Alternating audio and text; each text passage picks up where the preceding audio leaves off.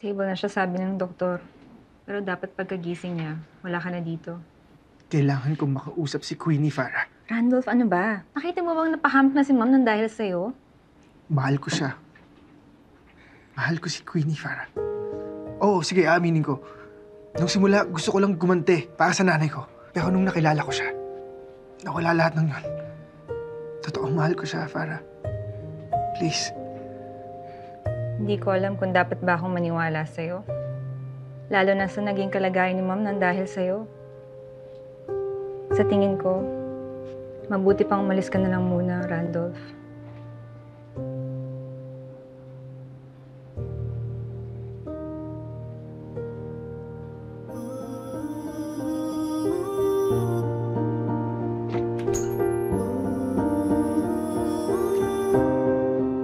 Anak, ilang araw ka nang hindi kumakain.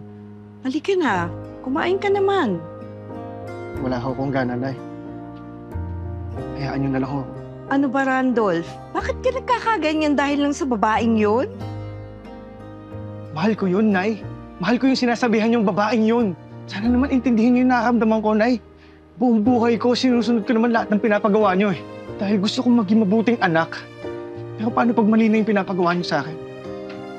Pagiging mabuting anak pa rin ba ang dapat kong sundin?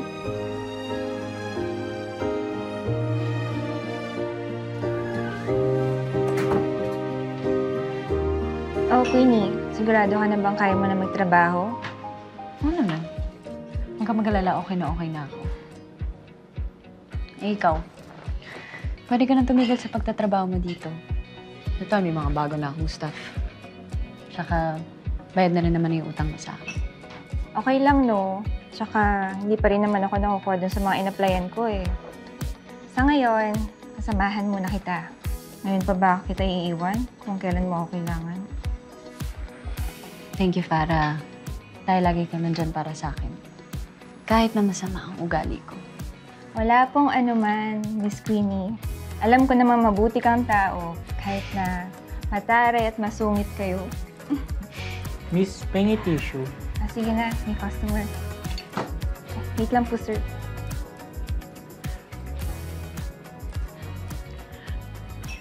Pwede ba kita makausap, Queenie? Alam kong malaki ang kasalanan ko sa'yo.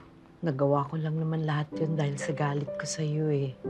Hindi ko naman hinihiling na patawarin mo rin ako. Pero sana kahit anak ko na lang, ako naman lahat ang may pakana nun. Sinunod lang ni Randolph lahat ng utos ko. May kasalanan rin naman ho ako. Hindi ko sinasabing tama yung ginawa niyo, pero naiintindihan ko po. Kaya po, sana patawarin niyo rin po ako. Maraming salamat, ha? Pero sana magkausap kayo ulit ng anak ko. Alam mo, totoong mahal ka na niya. Hanggang ngayon nga, dinaramdam pa rin niya yung paghihiwalay niyo eh.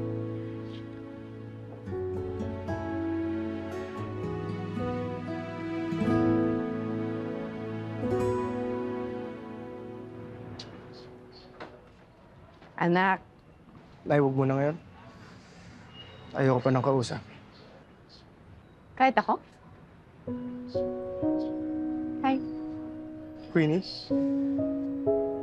O ano, mag-iinarte ka pa. Ayan, dinala ko na yung girlfriend mo dito. Queenie? Gusto ko. Thank you.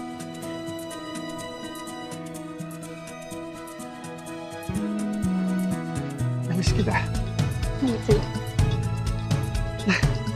Nay! Hi, sir. Welcome to Ice Cream Queen. Welcome po.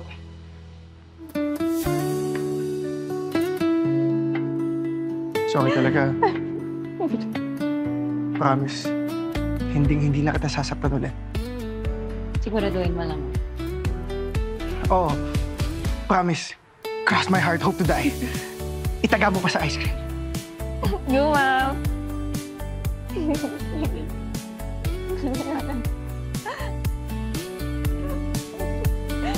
So, I love you. I love you too.